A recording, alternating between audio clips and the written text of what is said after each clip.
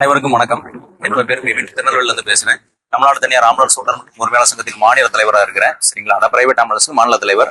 அதாவது நேற்று ஒரு இஷ்யூ ஒன்று இருக்குது. என்ன அப்படின்னு பாத்தீங்கன்னா, எடப்பாடியார் அவர்கள் ப்ரோக்ராம் நடத்தும் போது அதுல வந்து ஒரு ஆம்புலன்ஸ் போந்ததாகவும் அதனால கண்டனம் தெரிவிச்சு அவங்க ஒரு விஷயம் பேசினதாகவும் அது வந்து பப்ளிஷ் ஆகிருக்குது. அதுல வந்து நம்ம வந்து ஒரு பதிவு கொடுத்ததா வந்து சொல்லியிருக்கிறாங்க.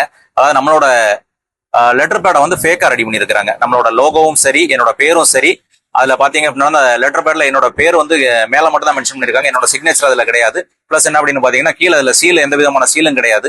நம்மளோட லோகோவே ஃபேக்கா கிரியேட் பண்ணிருக்காங்க. கிரியேட் பண்ணி ஒரு அறிக்கை ஒன்று கொடுத்துருக்காங்க. அதுல வந்து நாங்க கண்டனம் தெரிவிக்கதா கொடுத்துருக்காங்க. அது வந்து ஒரு பொய்யான செய்தி. சரிங்களா, இன்னைக்கு முதல்ல வந்து அதை நான் புதிய தலைமுறைங்கிற சேனலோட பேஜ்ல வந்து FB பேஜ்ல நான் பார்த்தேன். பார்த்த உடனே சேனலுக்கு நான் கால் பண்ணி பேசினேன். கால் பண்ணி பேசும்போது எதுக்கு இந்த செய்தி போட்டீங்க, யாரை தந்தாங்க அப்படின்னு கேட்கும்போது அவங்களுக்கு சரியான சோர்ஸ் இல்லைன்ற மாதிரி நம்ம ரிப்போர்ட் பண்ணியிருந்தாங்க. திரும்ப 5 நிமிஷத்துல அவங்க என்ன பண்ணிட்டாங்கன்னா அதை கிளியர் பண்ணிட்டாங்க. திரும்ப மறுப்பு செய்தி நம்ம ஒன்று கொடுத்துருந்தோம், போட்டது தப்புதான்னு சொல்லி அவங்க பேசியிருந்தாங்க. அந்த மறுப்பு செய்தியை வந்து அவங்க என்ன பண்ணிருக்காங்க அப்படின்னா ரீபப்ளிஷும் பண்ணி விட்டாங்க.